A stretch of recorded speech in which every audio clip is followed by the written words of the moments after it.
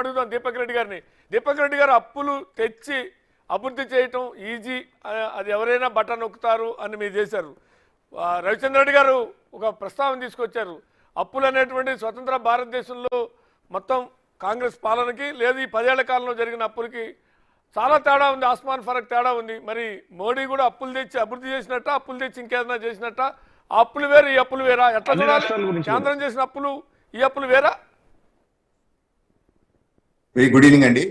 నాకు వైఎస్ఆర్ వాళ్ళతో డిబేట్ చేయటం చాలా ఇష్టము. ఎందుకంటే ఒక 2 నిమిషాలు మైక్ ఇస్తే వాళ్ళు మాట్లాడే అసత్యాలన్నీ మళ్ళా ప్రజల ముందు మేము చెప్పేదానికి మాకు అవకాశం దొరకద్ది గనక. దాదాపు 12 లక్షల కోట్లు మన అప్పు ఈ రోజు టచ్ అయింది. ఈ బడ్జెటరీ ఎక్స్పెండిచర్ అంతా మీరు చూసుకుంటే అన్నీ 5 బడ్జెట్లది 11.5 crores వీళ్ళు ఖర్చు పెట్టినారు. జగన్మోహన్ రెడ్డి గారి నోట్లో నుంచి మనం వినేది ఎంత సంక్షేమానికి? కేవలం 2,65,000 కోట్లు. సో ఎక్కడికి పోయింది balance?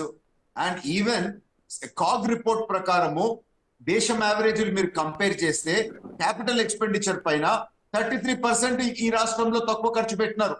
So clear cut development అనేది ఇక్కడ చేయలేదు. ఈవెన్ వీళ్ళు మాట్లాడే ఈ సో కాల్డ్ వెల్ఫేర్ స్కీమ్స్ కూడా ఈ రోజు నేను పూర్తిగా వీళ్ళ సంగతి బయట పెట్టబోతా ఉన్నాను.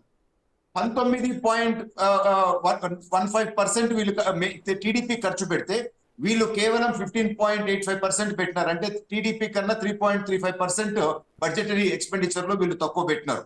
అంటే జగన్మోహన్ రెడ్డి గారు చెప్పే 2,65,000 crores అంటే సంవత్సరానికి 53,000 కోట్లు వీళ్ళు ఖర్చు పెడితే టీడీపీ హయాంలో 65,000 కోట్లు ఖర్చు పెట్టినాము.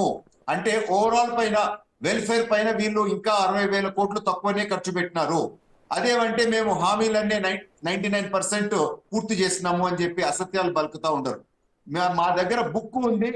730 హామీలు జగన్మోహన్ రెడ్డి గారు ఇచ్చి 621 హామీలు ఇంతవరకు ఆయన ఫుల్ఫిల్ చేయలేదు.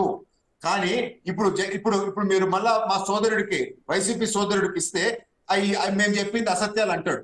అందుకని ఈ బుక్ లో మేము ఏం చేసినామంటే ఒక్కొక్క హామీ పక్కన సాక్షి పేపర్ కటింగ్లు పెట్టినామండి. సాక్షి పేపర్ లో వచ్చిండేది ఇదిగోండి, ఈ విధంగా సాక్షి పేపర్ లో వచ్చిండేది ఆ హామీ, ఆ కటింగ్ తో ప్రకారం ఒక బుక్ తయారు చేసినాం. సో ఆంధ్ర రాష్ట్ర ప్రజల్ని మోసం చేసింది వీళ్ళు.